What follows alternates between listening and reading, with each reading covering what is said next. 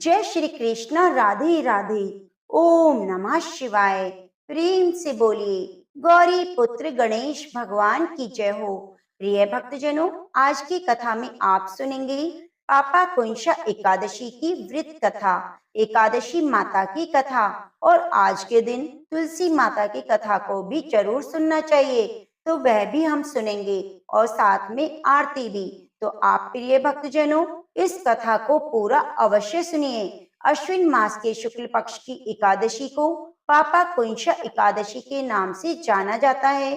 कुछ स्थानों पर इसे पापा कुंशा ग्यारस भी कहते हैं। इस दिन शेष नाग पर लेटे हुए भगवान विष्णु के दर्शन करने मात्र से सभी मनोकामनाएं पूरी हो जाती हैं। आज के दिन जो भी व्यक्ति व्रत रखता है, व्रत कथा को सुनता है, उसे सभी प्रकार की सुख समृद्धि प्राप्त होती है। और जो माताएं बहनें किसी कारणवश व्रत नहीं रख पाती, वह भी इस दिन कथा का श्रवण अवश्य ही करें। तो प्रिय भक्तजनों, आप बड़ी श्रद्धा और प्रसन्नचित मन से कथा को पूरा सुनिए।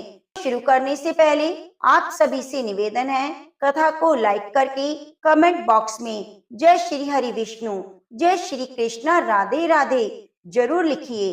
तो आइए श्री हरि के चरण कमलों का ध्यान करते हुए कथा को सुनते हैं। सबसे पहले सुनते हैं तुलसी माता की कथा, जिससे भगवान विष्णु हमारी पूजा को पूर्ण रूप से स्वीकार करें। धर्मराज युधिष्ठिर कहने लगे, हे भगवान, अश्विन शुक्ल एकादशी का क्या नाम है? अब आप कृपा करके इसकी विधि और फल कहिए। भगवान श्री कृष्ण कहने लगे, हे युधिष्ठिर, पापों का नाश करने वाली इस एकादशी का नाम पापा कुंशा एकादशी है। हे राजन, इस दिन मनुष्य को विधि पूर्वक भगवान पद्मनाभ की पूजा करनी चाहिए। ये एकादशी मनुष्य को मनवांछित फल देकर स्वर्ग को प्राप्त कराने वाली है। मनुष्य को बहुत दिनों तक कठोर तपस्या से जो फल मिलता है, वह फल भगवान गरुड़ध्वज को नमस्कार करने से प्राप्त हो जाता है। जो मनुष्य अज्ञानवश अनेक पाप करते हैं परंतु हरि को नमस्कार करते हैं, वे नरक में नहीं जाते। विष्णु के नाम के कीर्तन मात्र से संसार के सभी तीर्थों के पुण्यों का फल मिल जाता है। जो मनुष्य धनुषधारी भगवान विष्णु की शरण में जाते हैं, उन्हें कभी भी यम यातना भोगनी नहीं पड़ती। जो मनुष्य वैष्णव होकर शिव की और शैव होकर विष्णु की निंदा करते हैं, वे अवश्य ही नरकवासी होते हैं। सहस्त्रों वाजपेयी और अश्वमेध यज्ञों से जो फल प्राप्त होता है, वे एकादशी के व्रत के 16वें भाग के बराबर भी नहीं होता। संसार में एकादशी के बराबर कोई पुण्य नहीं, इसके बराबर पवित्र 3 लोकों में कुछ भी नहीं। इस एकादशी के बराबर कोई व्रत नहीं। जब तक मनुष्य पद्मनाभ की एकादशी का व्रत नहीं करते, तब तक उनकी देह में पाप वास करते हैं। हे राजन, यह एकादशी स्वर्ग, मोक्ष, आरोग्यता, सुंदर स्त्री, आन और धन देने वाली है। एकादशी के व्रत के बराबर गंगा, गया, काशी, कुरुक्षेत्र और पुष्कर भी पुण्यवान नहीं। हरिवासर तथा एकादशी का व्रत करने और जागरण करने से सहसी मनुष्य विष्णु पद को प्राप्त होता है। हे युधिष्ठिर, इस व्रत के करने वाले 10 पीढ़ी मातृपक्ष, 10 पीढ़ी पितृपक्ष, 10 पीढ़ी स्त्री पक्ष, 10 पीढ़ी मित्र पक्ष का उद्धार कर देते हैं। वे दिव्य देह धारण कर चतुर्भुज रूप हो, पीताम्बर पहने और हाथ में माला लेकर गरुड़ पर चढ़कर विष्णु लोक को जाते हैं। हे नरोत्तम, बाल्यावस्था, युवावस्था और वृद्धावस्था में इस व्रत को करने से पापी मनुष्य की दुर्गति को प्राप्त न होकर सद्गति को प्राप्त होता है। अश्विन मास के शुक्ल पक्ष की इस पापा कुंशा एकादशी का व्रत जो मनुष्य करते हैं, वे अंत समय में हरि लोक को प्राप्त होते हैं तथा समस्त पापों से मुक्त हो जाते हैं। सोना, तेल, भूमि, गो, अन्न, जल, छत्री और जूती दान करने से मनुष्य यमराज को नहीं देखता। जो मनुष्य किसी प्रकार के पुण्य कर्म किए बिना जीवन के दिन व्यतीत करता है, वे लोहार की भाटी की तरह सांस लेता हुआ निर्जीव के समान ही है। निर्धन मनुष्य को भी अपनी शक्ति के अनुसार दान करना चाहिए तथा धन वालों को सरोवर, बाग, मकान आदि बनवाकर दान करना चाहिए। ऐसे मनुष्यों को यम का द्वार नहीं देखना पड़ता और संसार में दीर्घ आयु होकर कुलीन और रोग रहित रहते हैं। भगवान श्री कृष्ण ने कहा, हे राजन, जो आपने मुझसे पूछा वह मैंने आपको बतलाया। अब आप क्या सुनना चाहते हैं? तो युधिष्ठिर बोलते हैं, हे प्रभु, मुझे आप इसकी कथा को सुनाइए। किसने इस व्रत को सबसे पहले किया? भगवान श्री कृष्ण कहते हैं, प्राचीन समय में विंध्य पर्वत पर क्रोधन नामक एक बहेलिया रहता था। वह बड़ा क्रूर था। उसका सारा जीवन हिंसा, लूटपाट, मद्यपान और गलत संगति पाप कर्मों में बीता। जब उसका अंतिम समय आया तब यमराज के दूत बहेलिये को लेने आए और यमदूत ने बहेलिये से कहा, कल तुम्हारे जीवन का अंतिम दिन है, हम तुम्हें कल लेने आएंगे। यह बात सुनकर बहेलिया बहुत भयभीत हो गया।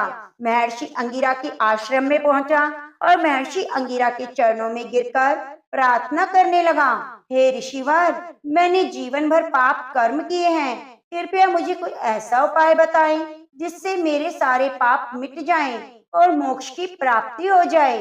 उसके निवेदन पर महर्षि अंगिरा ने उसे अश्विन मास के शुक्ल पक्ष की पापा कुंशा एकादशी का व्रत करने को कहा।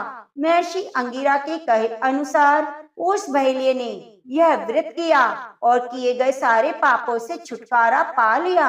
इस व्रत के पूजन से भगवान की कृपा से वह विष्णु लोक को गया।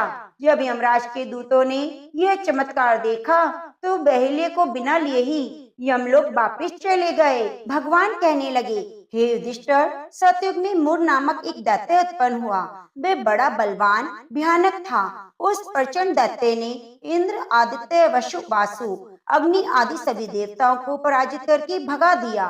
तब इंद्र सहित सभी देवताओं ने भयभीत होकर भगवान शिव से सारा वृतांत कहा और बोले, हे कैलाशपति, मूर दैत्य से भयभीत होकर सब देवता मृत्यु लोक में फिर रहे हैं। तब भगवान शिव ने कहा, हे देवताओं, तीनों लोकों के स्वामी, भक्तों के दुखों का नाश करने वाले भगवान विष्णु की शरण में जाओ, वे ही तुम्हारे सभी दुखों को दूर करेंगे। शिव जी के ऐसे वचन सुनकर सभी देवता क्षीर सागर में पहुँचे। वह भगवान को शयन करते देखकर हाथ जोड़कर उनकी स्तुति करने लगे। हे देवताओं द्वारा स्तुति करने योग्य प्रभु, आपको बारंबार नमस्कार है। देवताओं की रक्षा करने वाले मधुसूदन, आपको नमस्कार है। आप हमारी रक्षा करें। दैत्यों से भयभीत होकर हम सब आपकी शरण में आए हैं। आप इस संसार के कर्ता, माता पिता, उत्पत्ति और पालन करता, संहार करने वाले हैं, सबको शांति प्रदान करने वाले हैं। आकाश और पाताल भी आप ही हैं। सबके पितामह ब्रह्मा, सूर्य, चंद्र, अग्नि, सामग्री, होम, आहुति, मंत्र, तंत्र, जाप, यजमान, यज्ञ, कर्म कर्ता, भोक्ता भी आप हैं। आप सर्वव्यापक हैं। आपके सिवा तीनों लोकों में चर और अचर कुछ नहीं।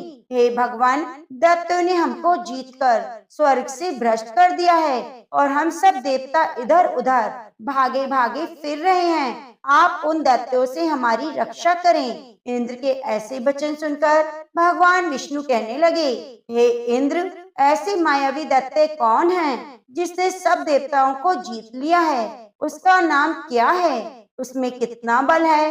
किसके आश्रय में है? उसका स्थान क्या है? वह सब मुझसे कहो। भगवान के ऐसे वचन सुनकर इंद्र बोले, भगवान, प्राचीन समय में एक नाड़ीजंग नामक राक्षस था। उसके महापराक्रमी और लोक विख्यात मुर नामक एक पुत्र हुआ।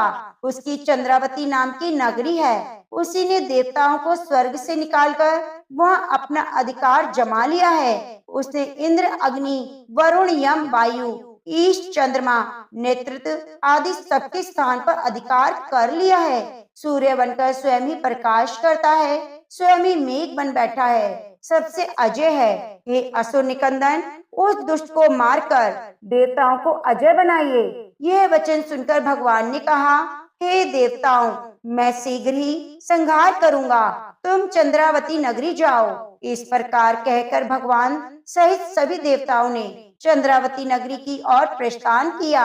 उस समय दैत्य मुर सेना सहित युद्ध भूमि में गरज रहा था।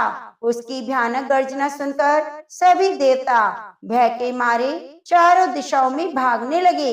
जब स्वयं भगवान रणभूमि में आए तो दैत्य उन पर अस्त्र शस्त्र आयुध लेकर दौड़े।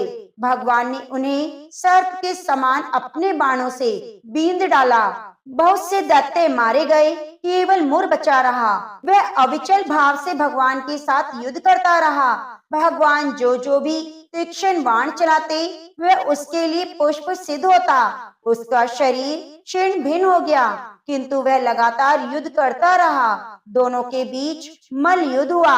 10,000 वर्ष तक उनका युद्ध चलता रहा, किंतु मुर नहीं हारा। थककर भगवान बद्रिकाश्रम चले गए। वह हेमवती नामक सुंदर गुफा थी, उसमें विश्राम करने लगे। भगवान ने अंदर प्रवेश किया। यह गुफा 12 योजन लंबी थी। उसका एक ही द्वार था। भगवान विष्णु वहां योग निद्रा की गोद में सो गए। मुर भी पीछे पीछे आ गया। भगवान को सोया देखकर मारने को उद्यत हुआ। तभी भगवान के शरीर से उज्जवल कांतिमय रूप वाली देवी प्रकट हुई। देवी ने राक्षस मुर को ललकारा, युद्ध किया और तत्काल मौत के घाट उतार दिया।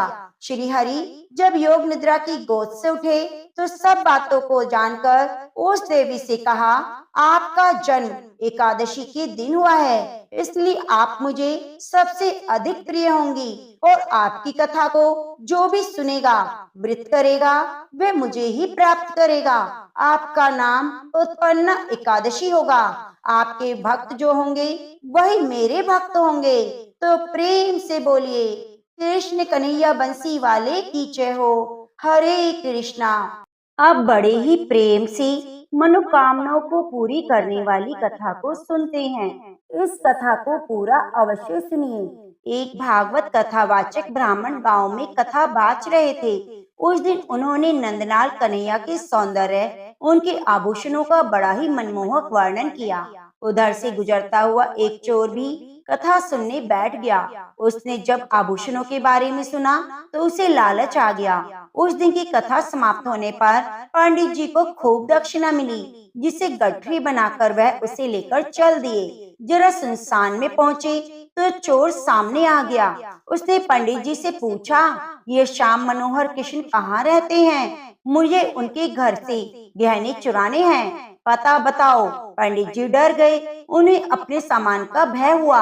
उन्होंने बुद्धि लगाई और कहा कि कृष्ण का पता मेरे झोले में लिखा है। यहाँ अंधेरा है, थोड़ा उजाले में चलो तो देखकर बताऊंगा। चोर तैयार हो गया। उसे जल्दी थी। पंडित जी ने और चतुराई की अपना बोझा उसके सिर पर लाद दिया और ऐसे स्थान पर पहुंचकर रुके जहाँ लोगों की आवाजाही ज्यादा थी। फिर उन्होंने थैले में से पोथी खोली, देखने का स्वांग करते रहे। विचार कर बोले, वृंदावन चले जाओ। मुझे जब कृष्ण जी मिले थे तो उन्होंने वृंदावन ही बताया था। चोर पंडित जी की बात से संतुष्ट हो गया और पंडित जी से आशीर्वाद लेकर विदा हुआ। चोर रास्ता पूछता हुआ वृंदावन चल पड़ा। रास्ते में उसने बड़ी तकलीफें सही। जहाँ जहाँ भी कृष्ण जी के मंदिर थे उसमें दर्शन को गया। दर्शन किया, वो तो उनके आभूषणों को देखने के लिए जाता था कि आखिर ऐसे आभूषण होंगे कन्हैया के पास।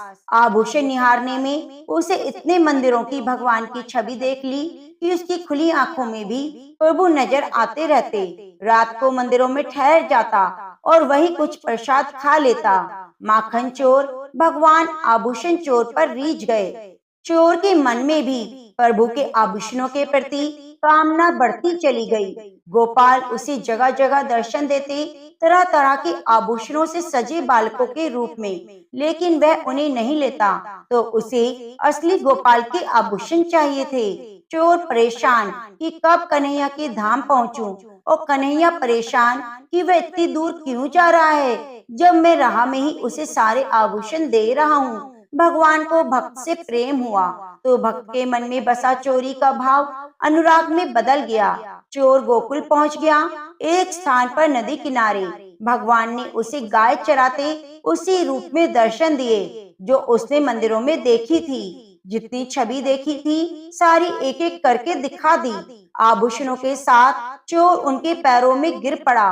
प्रभु ने आभूषण उतार दिए और बोले, लो, तुम इसके लिए व्यर्थ ही इतनी दूर चले आए, मैं तो कब से तुम्हें दे रहा था। चोर बोला, आपको देख लिया तो आभूषणों की चमक फीकी पड़ गई, अब तो आपको ही चुराऊंगा। भगवान हंसे, मुझे चुराओगे, कहाँ लेकर जाओगे? चोर बोला, वाह, तो नहीं पता कि कहाँ लेकर जाऊंगा, लेकिन आभूषण नहीं चाहिए, अब तो मुझे आपकी ही लालसा है। चोर सोचता और प्रभु हंसते रहे। चोर ने बुद्धि दौड़ाई, लेकिन कोई स्थान ही न सूझा। उसे चिंता थी कि इतनी मेहनत से वह इन्हें चुरा ले जाए और फिर सुरक्षा ना कर पाए तो कोई और चुरा लेगा। सोचते सोचते उसे नींद आने लगी। उसे उपाय सूझा, जब तक मैं निर्णय नहीं कर लेता कि आपको कहाँ रखूंगा, आप मुझे रोज दर्शन देते रहो, जिससे मुझे भरोसा रहे कि मेरी चोरी का सामान सुरक्षित है। भगवान खूब हंसे। उन्होंने कहा, ठीक है, ऐसा ही होगा, लेकिन तुम्हें कुछ आभूषण तो लेने होंगे। चोर ने मना कर दिया। प्रभु रोज शाम उसे दर्शन देते। वह अपने गांव लौट आया। पंडित जी कथा बाच रहे थे। उन्हें पंडित जी कथा बाच रहे थे। उन्हें सारी बात बताई। यकीन ना हुआ तो शाम को जब प्रभु दर्शन देने आए तो उनका एक आभूषण मांगकर दिखा दिया और साबित कर दिया। पंडित जी बोले, भाई, चोर असली साधु तो तू है, मैं तो कान्हा का नाम लेकर बस कथाएं सुनाता हूँ, आजीविका जुटा रहा हूँ, लेकिन तुमने तो उन्हीं को जीत लिया। यह सुनकर चोर की आंखों से आंसू धर धर टपकने लगे। पंडित जी ने कहा, लुटाकर खुद को जब आए तो तेरी बाकी अदाओं पर, दिल के मामले में हम भी अमीर हो गए। तो प्रेम से बोलिए, राधा कृष्ण भगवान की जय हो, बाके बिहारी लाल की जय हो। प्रिय भक्तजनों, अब आइए मनोकामनाओं को पूरी करने वाली गंगाबाई और लाखा जी की कथा को सुनते हैं, जिसमें बताया गया है विष्णु सहस्त्र नाम का कितनी महिमा है। तो आप इस कथा को पूरा अवश्य सुनिए। ओम नमो भगवते वासुदेवाय नमः। भक्त लाखा जी जाति के गौड़ ब्राह्मण थे। राजपुताना के एक छोटे से गांव में उनका घर था। लाखा जी विशेष पढ़े लिखे नहीं थे, परंतु विष्णु सहस्त्र नाम और गीता उनको मुंह जवानी याद थी। भगवान में उनका अटूट विश्वास था। वे खेती का काम करते। इनकी स्त्री खेमाबाई बड़ी साध्वी और पतिव्रता थी। घर का सारा काम तो करती, खेती के काम में भी पति की पूरी सहायता करती, और पति की सेवा किए बिना तो उसका नित्य का व्रत ही पूरा ना होता। वे नित्य प्रातःकाल स्नान करके पति के दाहिने चरण के अंगूठे को धोकर पीती। लाखा जी को संकोच होता, वे मना भी करते, परंतु खेमाबाई के आग्रह के सामने उनकी कुछ न चलती। उनकी दो संतानें थी, एक पुत्र और दूसरी कन्या। पुत्र का नाम देवा और कन्या का नाम गंगाबाई। पुत्र के विवाह की तो जल्दी ना थी, परंतु धर्म भीरु ब्राह्मण को कन्या के विवाह की बड़ी चिंता थी। चेष्टा करते करते समीप के एक गांव में योग्य वर मिल गया। वर के पिता संतोषी ब्राह्मण थे। संबंध हो गया और समय पर लाखा जी ने बड़े चाव से अपनी कन्या गंगाबाई का विवाह उनके साथ करके ससुराल भेज दिया। इस समय गंगाबाई की उम्र 12 वर्ष की थी। देवा उम्र में बड़ा था, परंतु उसका विवाह कन्या के विवाह के 2 साल पीछे किया गया। बहू घर में आई। बहू का नाम था लक्ष्मी। वे स्वभाव में साक्षात लक्ष्मी थी। इस प्रकार लाखा जी सब तरह से सुखी थे। लाखा जी का नियम था रोज सवेरे गीता जी का एक पूरा पाठ करना। रात को सोने से पहले विष्णु सहस्त्र नाम के 50 पाठ कर लेना। उनके मुख से पाठ होता रहता और हाथों से काम। यह नियम जब वे 10 वर्ष के थे तभी पिता ने दिलाया था, जो जीवन भर अखंड रूप से चला। इसी नियम ने उन भगवत विश्वास रूपी परम निधि प्रदान की। सदा दिन एक से न रहते। न मालूम प्रारब्ध के किस संयोग से कैसे दिन बदल जाते हैं। लाखा जी की जामाता को सांप काट गया और विधि के विधान से 25 वर्ष की युवावस्था में भी अपनी 22 वर्ष की पत्नी और माता पिता को छोड़कर चल बसे। जब लाखा जी को यह समाचार मिला तो उन्होंने बड़े धीरज के साथ अपनी स्त्री खेमाबाई, पुत्र और पुत्र वधू को अपने पास बुलाकर कहा, देखो, संसार की दृष्टि से हम लोगों के लिए यह बड़े दुख की बात है। दुख इस बात का इतना नहीं है कि जमाई मर गए, जीवन मरण सब प्रारब्धहीन है, इन्हें कोई नहीं टाल सकता। दुख तो इस बात का है कि गंगाबाई का जीवन दुख रूप हो गया। यदि हम लोग अपने व्यवहार बर्ताव से गंगाबाई का दुख मिटा सके तो हमारा सारा दुख दूर हो जाए। उसके दुख दूर करने का उपाय यह है कि हम उसको यहाँ ले आएं। हम लोग स्वयं विषय भोगों का त्याग करके श्री भगवान की सेवा में लगाने का प्रयत्न करें। भोगों की प्राप्ति से दुखों का नाश नहीं होता, न भोगों के नाश में ही वस्तु दुख है। दुख के कारण तो हमारे मन के मनोरथ हैं। एक भी भोग ना रहे, अति आवश्यक चीजों का अभाव हो, परंतु मन यदि अभाव का अनुभव ना करके सदा संतुष्ट रहे, उसमें मनोरथ ना उठे, तो कोई भी दुख नहीं रहेगा। इसी प्रकार भोगों की प्रचुर प्राप्ति होने पर जब भी किसी वस्तु के अभाव का अनुभव होता है तो उसको प्राप्त करने की कामना रहती है, तब तक दुख नहीं मिट सकते। यदि हम लोग चेष्टा करके गंगाबाई के मन में उसके पति के अभाव को भुला दें और उसकी सदा भगवान रूपी परम पति भगवान के चरणों में आसक्ति उत्पन्न कर दे तो वह सुखी हो सकती है। यद्यपि इसके सारे संबंध इस शरीर को लेकर ही हैं, तथापि जब तक संबंध है तब तक हम लोगों को परस्पर ऐसा बर्ताव करना चाहिए जिससे हमारे मन भोगों से हटकर भगवान में लगे और हमें परम कल्याण रूप श्री भगवान की प्राप्ति हो। हित करने वाले सच्चे माता पिता, पुत्र, भाई, स्त्री, स्वामी वही हैं जो अपनी संतान को, माता पिता को, भाई बहनों को, स्वामी को और पत्नी को अनंत कलेश रूप से जग जाल से छुड़ाकर अचिंत आनंद स्वरूप भगवान की पथ पर चढ़ा देते हैं। हम लोगों को भी यही चाहिए कि हम शोक छोड़कर नित्य शोक रूप संसार सागर से गंगाबाई को पार लगाने का प्रयत्न करें। लाखा जी की स्त्री, उनके पुत्र देवा और पुत्र वधू सभी का लाखा जी के वचनों पर पूरा विश्वास था। अतः लाखा जी के इन वचनों का उन पर बहुत प्रभाव पड़ा और उन्होंने कहा, अब गंगाबाई को आप यहाँ ले आइए। हम लोग आपकी आज्ञा अनुसार भोगों का त्याग करके उसी भगवान के मार्ग पर लगाएंगे। इससे हमारा, उसका, सभी का परम कल्याण होगा। लाखा जी समधी के घर गए। वहाँ दृश्य देखकर चकित रह गए। उन्होंने देखा गंगाबाई अपने सास ससुर को संसार की क्षण भंगुरता और मिथ्या संबंध का रहस्य समझाकर उन्हें सांत्वना दे रही है और वे उसकी बातें मानकर रोना छोड़कर भगवान के नाम का कीर्तन कर रहे हैं। अपनी पुत्री की यह स्थिति देखकर लाखा जी को दुख में सुख हो गया। उन्हें मानो जहर से अमृत मिल गया। वे समधी से मिले, उन्हें देखकर शोक सागर उमड़ा, परंतु गंगाबाई के उपदेशों की स्मृति आते ही तुरंत शांत हो गया। समधी ने लाखा जी से कहा, लाखा जी, आप धन्य हैं जो आपके घर ऐसे साध्वी कन्या उत्पन्न हुई। आप जानते हैं युवा पुत्र की मृत्यु का शोक कितना भयानक होता है।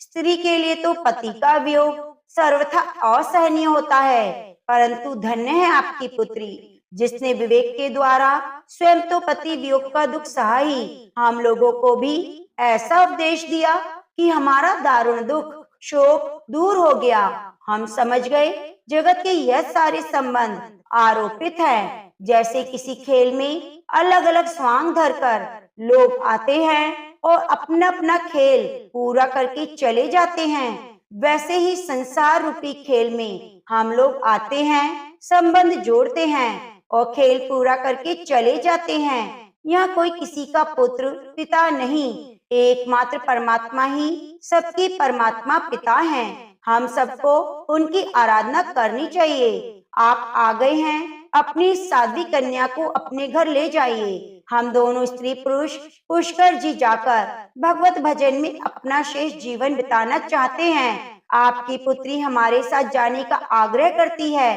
परंतु हमारे मन में भगवान की ऐसी प्रेरणा है कि वे आपके पास रहे।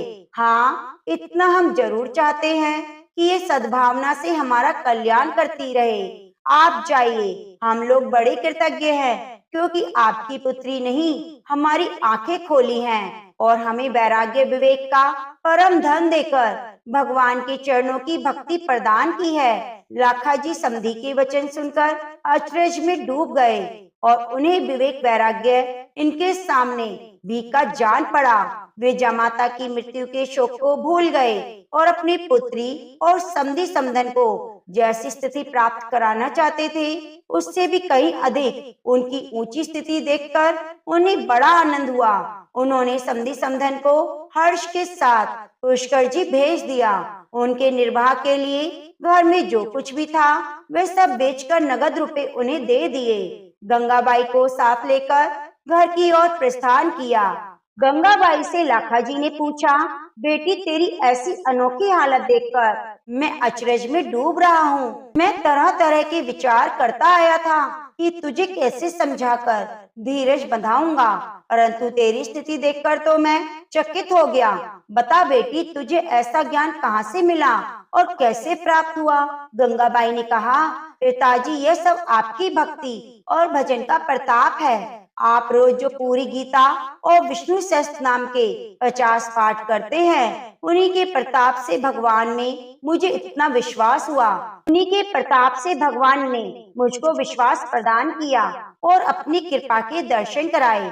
आपकी कृपा से भैया और मैं, हम दोनों ने विष्णु सहस्त्र नाम मुंह जवानी याद कर लिया था। यहाँ आकर मैं जहाँ तक मुझसे बनता निरंतर मन ही मन विष्णु सहस्त्र नाम का पाठ करती। आपके जमाता की मृत्यु के 3 दिन पहले भगवान ने मुझको स्वप्न में दर्शन देकर कहा, बेटी तेरे पति की आयु पूरी हो चुकी है, वह मेरा भक्त है। तेरे साथ कोई पूर्व संबंध का संयोग शेष था, इसी से उसने जन्म लिया।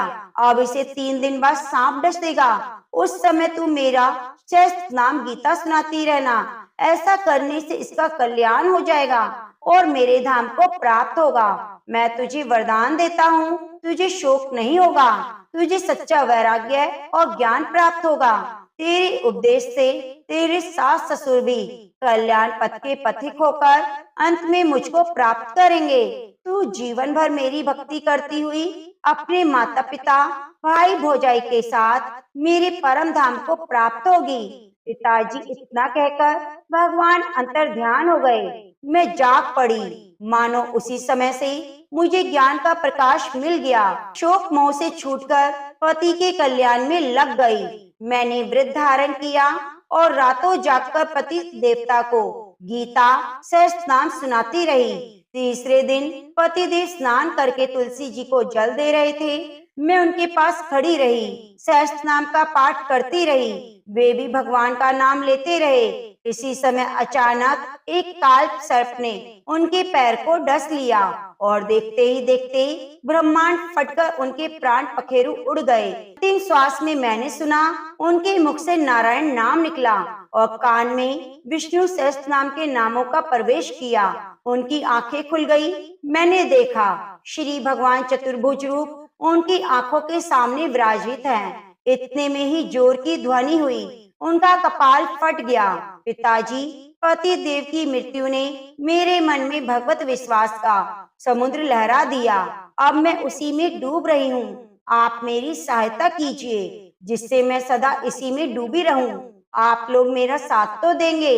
लाखा जी पुण्य की गंगा में पुण्य पूर्ण वाणी सुनकर गदगद हो गए। उनकी आंखों से आनंद के आंसू बह चले। पिता पुत्री घर आए। माता और भाई भौजाई से मिलकर गंगाबाई ने उन्हें शांता प्रदान की। लाखा जी और खेमाबाई तो उसे दिन से विरक्त होकर समस्त दिन भगवान का भजन करने लगे। घर की सारी संभाल गंगाबाई करने लगी। भाई भौजाई प्रत्येक काम उसकी आज्ञा लेकर करते। वे घर की मालकिन बन गई और भाई भौजाई को परामर्श में राह दिखाकर विघ्नों से बचाकर ले जाने वाली चतुर्दर्शिका बन गई। देवाजी और भाभी लक्ष्मी दोनों गंगाबाई की अनुसार माता पिता की सेवा करते हुए गंगाबाई की सेवा करते, सब समय भगवान का स्मरण करते हुए भगवत सेवा के भाव से ही घर का सारा काम करते। उन्होंने भोगों को त्याग दिया और पूर्ण रूप से सादा सीधा नियम पूर्ण जीवन बिताने लगे। उनका घर संतों का पावन आश्रम बन गया। देवी संपदा के गुण सब में स्वाभाविक सिद्ध हो जाते हैं। घर में दोनों समय भगवान बाल कृष्ण की पूजा होती और उन्हें भोग लगाकर सब लोग प्रसाद पाते। इस प्रकार जीवन पवित्र हो गया। लगभग 25 वर्ष बाद लाखा जी और खेमाबाई ने एक ही दिन श्री भगवान का नाम जपते हुए भगवान की मूर्ति के सामने शरीर त्याग दिया। देवाजी ने उनका शास्त्रोक्त रीति से अंत्येष्टि संस्कार और श्राद्ध किया। पुत्र वधू और कन्या ने उनके लिए 3000 विष्णु सहस्त्र नाम के पाठ किए। माता पिता की मृत्यु के बाद बहन भाई भौजाई तीनों भगवान के भजन में लगे। भाई भौजाई के विशेष अनुरोध करने पर एक दिन गंगाबाई ने भगवान से प्रकट होकर दर्शन देने की प्रार्थना की। भगवान ने प्रार्थना सुनी और प्रत्यक्ष प्रकट होकर तीनों भक्तों को अपने दिव्य रूप के दर्शन कराए। वे तीनों भगवान के प्रत्यक्ष दर्शन पाकर कृतार्थ हो गए और भगवत सेवा में अपना शेष जीवन व्यतीत करने लगे। अंत में भगवान के परम धाम को चले गए। तो प्रेम से बोलिए लक्ष्मी नारायण भगवान की जय हो, राधा कृष्ण भगवान की जय हो। ओम नमो भगवते वासुदेवाय नमः। ब्रह्मा जी बोले, जो विष्णु भक्त प्रातःकाल स्नान करके पवित्र हो कोमल तुलसी दल से भगवान दामोदर की पूजा करता है, वह निश्चय ही मोक्ष प्राप्त करता है। जो भक्ति से रहित है, यदि वह स्वर्ण आदि से भी भगवान की पूजा करे तो उसकी पूजा ग्रहण नहीं करते। सभी वर्णों के लिए भक्ति ही उत्कृष्ट मानी गई है। भक्तिहीन कर्म भगवान विष्णु को प्रसन्न करने वाले नहीं होते। यदि तुलसी के आधे पत्ते से भी प्रतिदिन भक्ति पूर्वक भगवान की पूजा की जाए तो वे स्वयं आपको दर्शन देते हैं। पूर्व काल में भक्त विष्णु दास भक्ति पूर्वक तुलसी पूजन से शीघ्र ही विष्णु धाम को चला गया और राजा चोल उसकी तुलना में गौण हो गए। अब तुलसी का महात्म्य सुनो। पापों का नाश और पुण्य की वृद्धि करने वाली है।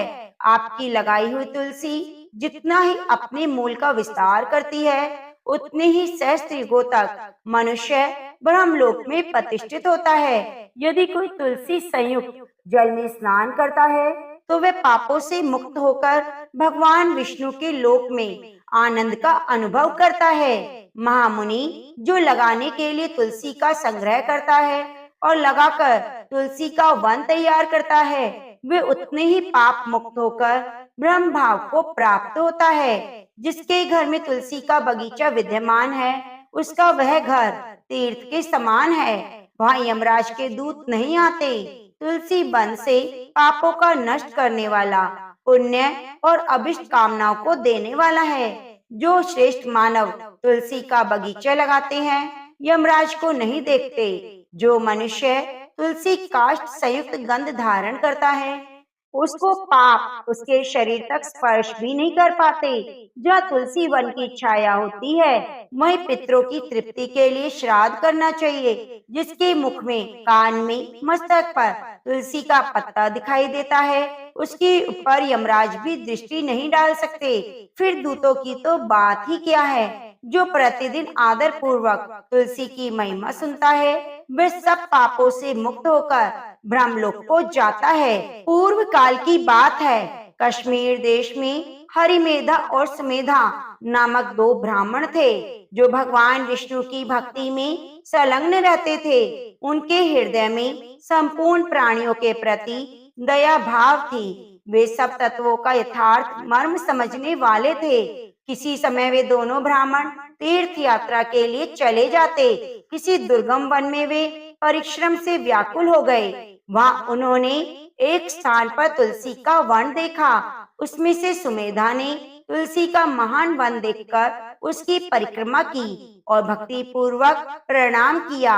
यह देखकर हरिमेधा ने तुलसी का महात्म्य और फल जानने की बड़ी प्रसन्नता के साथ बार बार पूछा, हे ब्राह्मण, अन्य देवताओं, तीर्थ, व्रतों और मुख्य मुख्य ब्राह्मणों के रहते हुए तुमने तुलसी वन को क्यों प्रणाम किया और उसकी परिक्रमा क्यों की? सुमेधा बोला, माँ भाग, यहाँ धूप सता रही है, इसलिए हम लोग उस बरगद के समीप चलते हैं। उसकी छाया में बैठकर मैं यथार्थ रूप से सब बात बताऊंगा।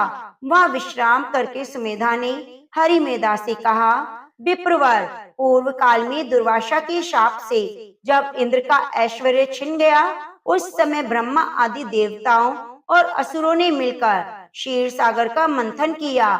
उसमें ऐरावत हाथी, कल्प वृक्ष, चंद्रमा, लक्ष्मी, उश्रवा घोड़ा, कौस्तुभ मणि, धन्वंतरी रूप भगवान श्रीहरि और दिव्य औषधियां प्रकट हुई। उस दिन अजरता और अमरता प्राप्त करने वाला अमृत कलश हाथ में लिए हुए धन्वंतरी प्रकट हुए। श्री विष्णु बड़े हर्ष को प्राप्त हुए। उनके नेत्रों से आनंद की अश्रु की कुछ बूंदे अमृत के ऊपर गिरी। उसने तत्काल ही मंडलाकार उत्पन्न हुई। इस प्रकार वहां प्रकट हुई लक्ष्मी और तुलसी को ब्रह्मा आदि देवताओं ने श्री हरि की सेवा में समर्पित कर दिया और भगवान ने उन्हें ग्रहण कर लिया। तब से तुलसी श्री जगदीश्वर विष्णु की अत्यंत प्रिय हो गई। संपूर्ण देवता प्रिय तुलसी की श्री विष्णु के समान पूजा करते हैं। भगवान नारायण संसार के रक्षक हैं और तुलसी उनकी प्रियतमा है, इसलिए मैंने उन्हें प्रणाम किया। सुमेधा तो इस प्रकार कह ही रहे थे कि सूर्य के समान अत्यंत तेजस्वी एक विशाल विमान उनके निकट दिखाई दिया। उन दोनों के आगे ही बरगद का पेड़ गिर पड़ा और दो दिव्य पुरुष निकले जो अपने तेज से सूर्य के समान संपूर्ण दिशाओं को प्रकाशित कर रहे थे। उन दोनों ने हरिमेधा और सुमेधा को प्रणाम किया। उन्हें देखकर वे दोनों ब्राह्मण भी विचलित हो गए और आश्चर्यचकित हो बोले, आप दोनों कौन हैं? देवताओं के समान आपका सर्व मंगल में स्वरूप है। आप नूतन मंदार की माला धारण किए हुए देवता प्रतीत हो रहे हैं। उन दोनों के इस प्रकार पूछने पर वृक्ष से निकले हुए पुरुष बोले, विप्रवर, आप दोनों ही हमारे माता पिता, गुरु, बंधु हैं। आदि आप ही हैं, आप ही हैं। इतना ही कहकर उनमें से जो बड़ा था वह बोला, मेरा नाम आस्तिक है, मैं देवलोक का निवासी हूँ।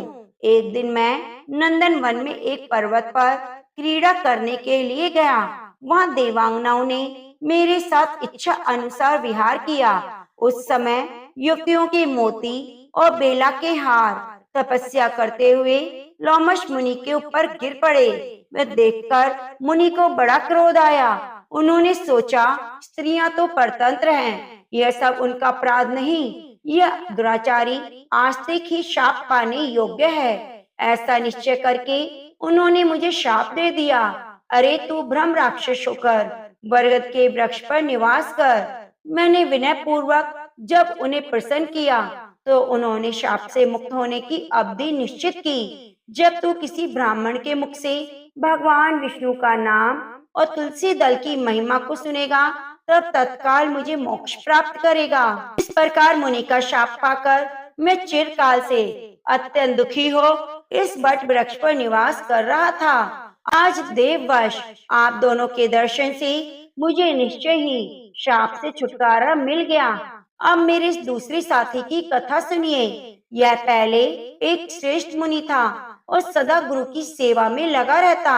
एक समय गुरु की आज्ञा का उल्लंघन करके यह ब्रह्म राक्षस भाव को प्राप्त हुआ, किंतु उसके प्रसाद से इस समय इसकी भी ब्राह्मण के शाप से मुक्ति हो गई। आप दोनों ने तीर्थ यात्रा का फल तो यही साथ लिया। ऐसा कहकर ये दोनों उन श्रेष्ठ ब्राह्मण को बार बार प्रणाम करके उनकी आज्ञा लेकर प्रसन्नता पूर्वक दिव्य धाम को चले गए। उसके बाद वे दोनों श्रेष्ठ मुनि परस्पर तुलसी की प्रशंसा करते हुए तीर्थ यात्रा को चल दिए। इसलिए भगवान विष्णु को प्रसन्नता देने वाली इस तुलसी वन के पौधे की पूजा अवश्य करनी चाहिए। एक बार कार्तिकेय जी ने महादेव जी से पूछा, प्रभु मैं आपसे जानना चाहता हूँ कि ऐसा कौन सा वृक्ष है जिसका पत्ता फूल भी मोक्ष प्रदान कराने वाला है।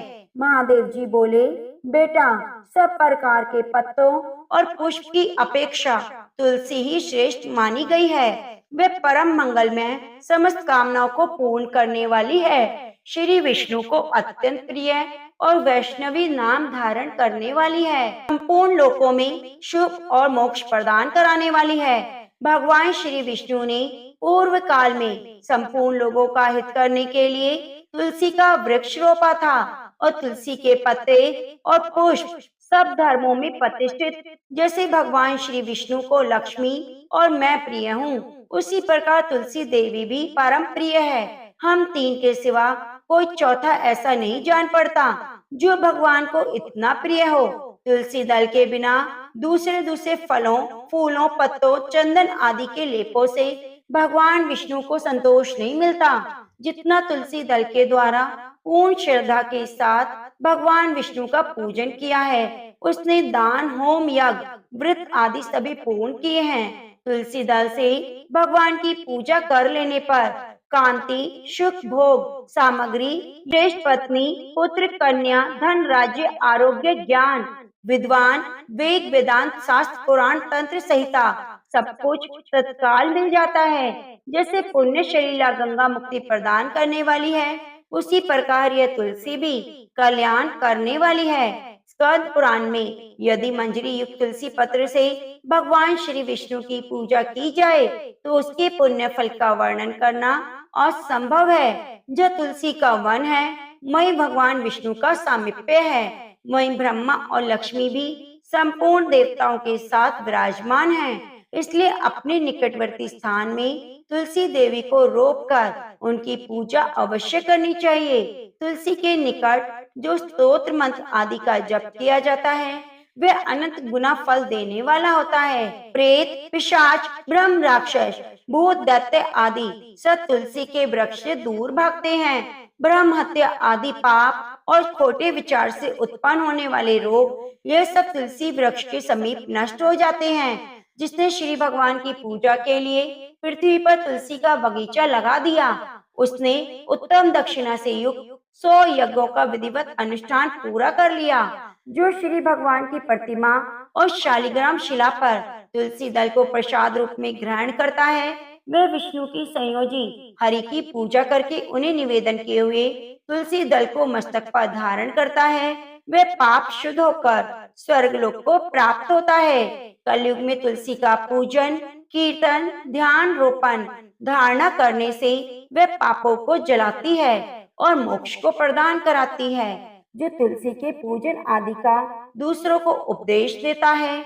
और स्वयं भी आचरण करता है, वह भगवान श्री लक्ष्मीपति के परम धाम को प्राप्त होता है। जो वस्तु भगवान श्री विष्णु को प्रिय जान पड़ती है, वह मुझे अत्यंत प्रिय है। श्राद्ध, यज्ञ आदि कार्यों में तुलसी का एक पत्ता महान पुण्य देता है। जिसने तुलसी की सेवा की है, उसने गुरु, ब्राह्मण, देवता, तीर्थ सबका भलीभांति सेवन किया है। इसलिए तुम तुलसी का सेवन करो। जो शिखा में तुलसी स्थापित करके प्राणों का परित्याग करता है, वे पाप राशि से मुक्त हो जाता है। स्वयं यज्ञ की भांति व्रत और स्वयं के द्वारा धीर पुरुष जिस गति को प्राप्त करता है, वही उसे तुलसी की सेवा से मिल जाती है। तुलसी के एक पत्र से श्री हरि की पूजा करके मनुष्य वैष्णव को प्राप्त करता है। उसके लिए अनन्य शास्त्रों के विस्तार की क्या आवश्यकता है। जिसने तुलसी की शाखा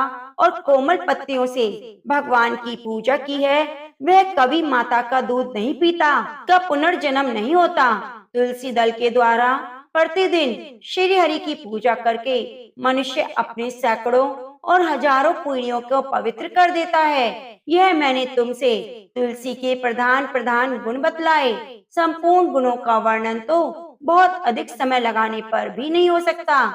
यह उपाख्यान पुण्य राशि का संचय करने वाला है। जो प्रतिदिन इसका श्रवण करता है, वे पूर्व जन्म में किए हुए पाप और जन्म मृत्यु के बंधन से मुक्त हो जाता है। इस अध्याय का पाठ करने वाले मनुष्य को कभी रोग नहीं सताते, अज्ञानता उसके निकट नहीं आती और वह सदा विजयी होता है। ब्राह्मणों ने कहा, गुरुदेव, हमने आपके मुख से तुलसी के पत्र और पुष्प का शुभ महात्म सुना, जो भगवान विष्णु को बहुत प्रिय है। अब हम लोग तुलसी के पुण्य में स्तोत्र का श्रवण करना चाहते हैं। व्यास जी बोले, ब्राह्मणों, पहले स्कंद पुराण में जो कुछ बतलाया है वह मैं कहता हूँ। शतानन मुनि के शिष्य कठोर व्रत का पालन करने वाले थे। उन सब में एक दिन गुरु को प्रणाम करके परम पुण्य और हित की बात पूछी। शिष्यों ने कहा, हे नाथ, बताइए, आपने पूर्व काल में ब्रह्मा जी के मुख से तुलसी जी के जिस स्तोत्र का श्रवण किया उसको हम सुनना चाहते हैं। शतानंद जी बोले, शिष्यगण तुलसी का नाम उच्चारण करने पर असुरों का दर्प दलन करने वाले भगवान श्री विष्णु प्रसन्न होते हैं और मनुष्य के पाप नष्ट हो जाते हैं। उसे अक्षय पुण्य की प्राप्ति होती है, जिसके दर्शन मात्र से करोड़ों गोदान का फल मिलता है। तुलसी का पूजन और वंदन लोग क्यों न करें, क्योंकि संसार में वह मनुष्य धन्य है जिसके घर में शालिग्राम है और वह नित्य शालिग्राम पर तुलसी से पूजन करता है। कलयुग में भगवान श्री केशव की पूजा के लिए पृथ्वी पर तुलसी का वृक्ष लगाते हैं, उन पर यमराज अपनी दृष्टि नहीं डालते। हे तुलसी, तुम अमृत से उत्पन्न हो और केशव को सदा प्रिय हो। हे कल्याणी, मैं भगवान की पूजा के लिए तुम्हारे पत्तों को चुनता हूँ। तुम मेरी वरदायिनी बनो। तुम्हारे श्री अंगों से उत्पन्न होने वाले पत्रों मंजरों द्वारा मैं सदा ही श्री हरि का पूजन कर सकूं, वैसा उपाय करो। पवित्रा तुलसी, तुम कलमश का नाश करने वाली हो। इस भाव से मंत्रों से जो तुलसी दल को चुनकर उसे वासुदेव की पूजा करता है, उसकी पूजा का करोड़ गुना फल मिलता है। देवेश्वरी, बड़े बड़े देवता भी तुम्हारे प्रभाव का गायन करते हैं। मुनि, सिद्ध, गंधर्व, पाताल निवासी, साक्षात नागराज शेष और संपूर्ण देवता भी तुम्हारे भाव को नहीं जानते। केवल भगवान विष्णु ही तुम्हारी महिमा को पूर्ण रूप से जानते हैं। जिस समय क्षीर सागर का मंथन उद्योग प्रारंभ हुआ, उस समय श्री विष्णु के अंत से तुम्हारा प्रादुर्भाव हुआ। श्री हरि ने तुम्हें अपने मस्तक पर धारण किया। हे देवी, उस समय विष्णु जी के शरीर का संपर्क पाकर तुम पवित्र हो गई और तुलसी, मैं तुम्हें प्रणाम करता हूँ। तुम्हारे श्री अंग से उत्पन्न पत्रों द्वारा जिस प्रकार श्री हरि की पूजा कर सकूं, ऐसा कृपा करो जिससे मैं विघ्न पूर्वक तुम्हारी पूजा कर सकूं और परम मोक्ष को प्राप्त हो सकूं। श्री कृष्ण ने तुम्हें गोमती तट पर लगाया और बढ़ाया। वृंदावन में विचरते समय उन्होंने संपूर्ण जगत और गोपियों के हित के लिए तुलसी का सेवन किया। प्रिय तुलसी, पूर्व काल में वशिष्ठ जी के कथन के अनुसार श्री राम जी ने भी राक्षसों का वध करने के उद्देश्य से सरयू तट पर तुम्हें लगाया। तुलसी देवी, मैं प्रणाम करता हूँ। श्री राम जी से वियोग हो जाने पर अशोक वाटिका में रहते हुए माता जानकी ने तुम्हारा ही ध्यान किया, जिससे उन्हें पुण्य अपने प्रियतम का समागम प्राप्त हुआ। पूर्व काल में हिमालय पर्वत पर भगवान शंकर की प्राप्ति के लिए पार्वती देवी ने तुम्हें लगाया और अपनी अभिष्ट सिद्धि के लिए तुम्हारा सेवन किया था। तुलसी देवी, मैं तुम्हें नमस्कार करती हूँ। संपूर्ण देवांगनाओं और किन्नरों ने भी दुस्वप्न का नाश करने के लिए नंदन वन में तुम्हारा सेवन किया। देवी, तुम्हें मेरा नमस्कार है। राज ने भी गया में साक्षात पितरों की तुलसी का सेवन किया था। दंडकारण्य में भगवान श्री राम जी ने अपने हित की साधना की इच्छा से पवित्र तुलसी का वृक्ष लगाया और लक्ष्मण सीता ने बड़ी भक्ति भाव से उसे पोसा था। जिस प्रकार शास्त्रों में गंगा जी को त्रिभुवन कहा गया है, उसी प्रकार तुलसी देवी संपूर्ण चराचर जगत में दृष्टि गोचर है। तुलसी का ग्रहण करके मनुष्य पातकों से मुक्त हो जाता है और मन इच्छा को पूर्ण करता है। ब्रह्म हत्या दूर हो जाती है। तुलसी के पत्ते से टपकता हुआ जल जो अपने सर पर धारण करता है, उसे गंगा स्नान और 1000 गोदान का फल मिलता है। हे देवी, मुझ पर प्रसन्न हो। देवेश्वरी, हरि प्रिया, मुझ पर प्रसन्न हो जाओ। क्षीर सागर के मंथन से प्रकट हुई देवी मैं तुम्हें प्रणाम करता हूँ। रात्रि में जागरण करके जो तुलसी स्तोत्र का पाठ करता है, भगवान विष्णु उसके 32 अपराध क्षमा करते हैं। बाल्य अवस्था, कुमार अवस्था, जवानी, बुढ़ापे में जितने पाप किए हैं वे तुलसी स्तोत्र से नष्ट हो जाते हैं। भगवान सुख और अभी उदय प्रदान करते हैं। जिस घर में तुलसी का स्तोत्र लिखा हुआ है, विद्यमान है, उसका कभी अशुभ नहीं होता। सब जगह मंगल ही मंगल होता है, किंचित भी अमंगल नहीं होता। उसके सदा सुख रहता है, घर प्रचुर धन धान्य से भरा रहता है। तुलसी स्तोत्र का पाठ करने वाले मनुष्य के हृदय में भगवान विष्णु अविचल भक्ति होती है और वैष्णव में कभी भी वियोग नहीं होता। इतना ही नहीं, उसकी बुद्धि कभी अधर्म में नहीं लगती। जो द्वादशी की रात्रि में जागरण करके तुलसी स्तोत्र का पाठ करते हैं, उसे करोड़ों तीर्थों के सेवन का फल मिलता है। तो प्रेम से बोलिए, तुलसी मैया की जय हो, तुलसी शालिग्राम की जय हो।